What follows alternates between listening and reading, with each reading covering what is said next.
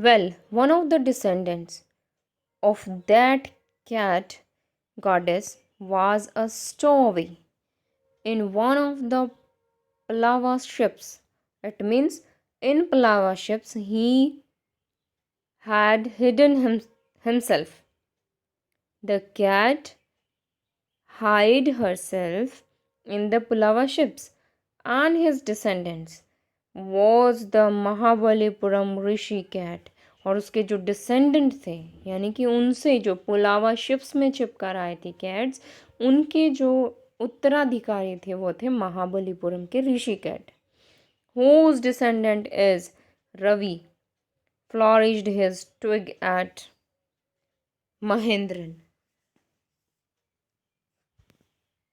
एक वर्ड आया था emblem, it means the royal sign. Royal sign. Twig means a thin offshoot of a wooden branch, means टहनी। Ravi flourished his twig at Mahendran, यानी कि अपनी शाखा को बढ़ाते हुए, यानी कि अपनी ब्रांच को आगे बढ़ाते हुए रवि कहता है MP पुनई हेयर वूप एक, हेयर वूप एक। He screamed, very pleased with himself। यानी कि वूप एक मीन्स यहाँ पे वो साउंड करता है। क्लियर। महेंद्रन लुक्ड अप, जो कैट का बच्चा है वो ऊपर देखता है अलार्म्ड, एकदम से सचेत होकर। He had just been sharpening his claws on the edge of the coconut shell। Coconut shell पे वो अपने पंजों से रगड़ के अपने पंजों को शार्प कर रहा है। But whose then was then Ravi's awful whooping was a screech from the window। और इससे भी ज़्यादा डरावना क्या होता है? screech, a sound from window। what a weird sound, क्या अजीब साउंड थी। weird means अजीब, क्या अजीब साउंड थी। मृदु वॉज स्टार्टल्ड, मृदु कहती है, चिल्लाती है। MP Punai was frightened out of his wits. MP Punai, कौन है ये MP Punai? Cats name.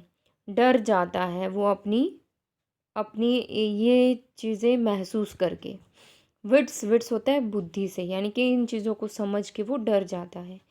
Hair standing on end, he bounced up, उसके बाल खड़े हो जाते हैं, वो उछलना शुरू हो जाता है।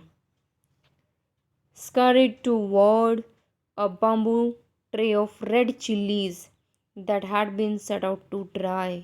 और उछल कर कहाँ चला जाता है? लाल मिर्चें सूखी हुई थी उस ट्रे पर उछल जाता है।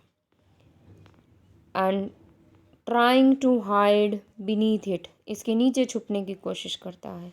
He tipped a few chillies over self, और ऐसा करने में कुछ चिल्लीज, कुछ मिर्च उड़कर उसके ऊपर आ जाती हैं। ही होवर्ल्ड मिजरेबली, और फिर जलन होती है तो वो दर्द के मारे चिल्लाता है। Then he is screeching went on and on। What's that noise? said मृदु। फिर ये स्क्रीचिंग यानी कि जैसे इस तरह की आवाज़ आती है, तो मृदु कहती है कि कैसे आवाज़ है? वेयर्ड, वेयर्ड वर्ड आया था। Weird means strange and unusual. Strange means अजीब। That's Lali learning to play the violin, grunted Ravi. Ravi कहता है, ग्रंट मीन्स थोड़ा सा मुंह बना के कहता है कि ये किसकी आवाज़ थी? कि ये वायलिन सीखने की आवाज़ थी। लाली वायलिन सीख रही है। She will never learn a thing, वो कभी कोई चीज़ नहीं सीखेगी।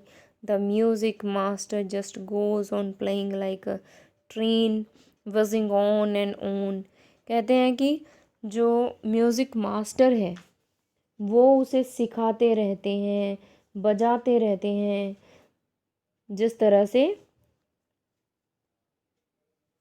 आवाज़, विजिंग होती है साउंड, ट्रेन जैसे चलती रहती है, while Lili is all the time derailing, derailing means going down the rails, यानी कि पटरी से नीचे उतर जाना, यानी कि मास्टर जी उसे सिखाने की कोशिश करते रहते हैं और वो हमेशा पटरी से नीचे उतर जाती है, going completely of the track, track से आउट हो जाती है। Comprehension check.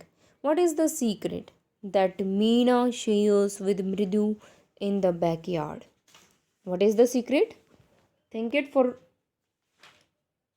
few seconds. Meena shares with Mridu the secret about the cat in the backyard. The secret was that they had a kitten hidden behind the bitterberry bush. क्या secret था? उन्होंने छोटे से kitten को berry Bush के पीछे छुपाकर रखा था। How does Ravi get milk for the kitten? कैसे उसने मिल्क हासिल किया किटन के लिए? Yes, Ravi said that he was hungry so he got some milk from the kitchen. Ravi poured milk into the coconut shell. Then he washed the tumbler and put it back. Thus Ravi got milk for the kitten. Tumbler, tumbler the pot. Clear? Question number 3. Who does he say the kitten's ancestors are? कौन थे इसके ancestors? इसके पूर्वज कौन थे? Do you believe him? क्या आपको उसकी बातों पर यकीन होता है? He says that. Answer is he says that the kitten's ancestors are the Pallavas. No, I don't believe him. मुझे भी यकीन नहीं होता. Next question. Ravi has a lot to say about MP Punai. This shows that क्या show करता है? He is merely trying to impress Mridu. His knowledge of history is sound. He has a rich imagination. He is an intelligent child. What? We agree with the statement that he is merely trying to impress Mridu and he has a rich imagination. So, we are going with 2 points. He is trying to impress Mridu and he has rich imagination power. He is imagining things. Clear? Question number 5. Question number 5. What was the noise? What was the noise that startled Mridu and frightened Mahendran? A screeching sound startled Mridu and frightened Mahendran. Screeching. Screeching we have discussed already. Screeching means a kind of sound, a scratch, जोर की आवाज़, जैसे वो violin बजा रही थी तो उससे जो अजीब सी आवाज़ निकल रही थी उसको हम कहेंगे screech. Screeching means unpleasant sound, unpleasant sound. Clear? When Mridu crept, second part we are going to start. Mridu crept up to the window. Crept up means moving on knees. Clear? Crept up means moving on knees, घुटनों के बल. Lali was sitting a little distance away, awkwardly holding her violin and bowstring, her elbows jutting down out and her eyes glazed with concentration. अब second scene show कर रहा है कि मृदु बैठी हुई अपने घुटनों के बल एंड मृदु विंडो तक जाती है. लाली बैठी हुई है थोड़ी दूरी पर डरी हुई सी, होल्डिंग हर वायलिन पकड़े हुए है एंड बॉस्ट्रिंग और उसकी जो तार है, हर एल्बो जटिंग आउट उसकी कोहनी निकली हुई है बाहर, and her eyes grazed with concentration, और उसकी आंखें पूरी कंसंट्रेशन के साथ लगी हुई हैं. In front of her, with most of his back to the window, was a bony man of his music master. यानी कि विंडो की तरफ पीठ किए हुए उनके म्यूजिक मास्टर बैठे हुए हैं. He had a mostly bald head with a fringe of oiled black hair falling around his ears and an out-fashioned tuffet. Out-fashioned tuffet. अब क्या होता है कि जो म्यूज़िक मास्टर है वो बाल्ड हेडेड है. बाल्ड हेडेड मीन्स उनके सिर पे बाल नहीं है. उनके सिर पे बाल नहीं है, और कान के ऊपर वाले जो बाल हैं वो ऑयल्ड किए हुए हैं, उन पर ऑयल लगाया हुआ है. एंड ऑयल लगाया हुआ है. bald headed, you understand? Then he had a mostly bald headed with a fringe of oiled. Fringe means borders. Borders बनी हुई हैं, यानी कि उसके बाल जो हैं वो कान के ऊपर से होते हुए नीचे ऐसे फिर दूसरे कान के side. You understand? Next word is tuft. Tuft means a cluster of hair, यानी कि बालों का गुच्छा है कान के ऊपर. A gold chain gleamed around his leathery neck. उसकी जो थिक चमड़ी वाली जो नेक है उसके चारों तरफ एक सोने की चेन चमक रही है. And a diamond ring glittered on his hand. Glitter means again चमकना. हाथ में उसके डायमंड रिंग चमक रही है. as it glided up and down the stem of the violin.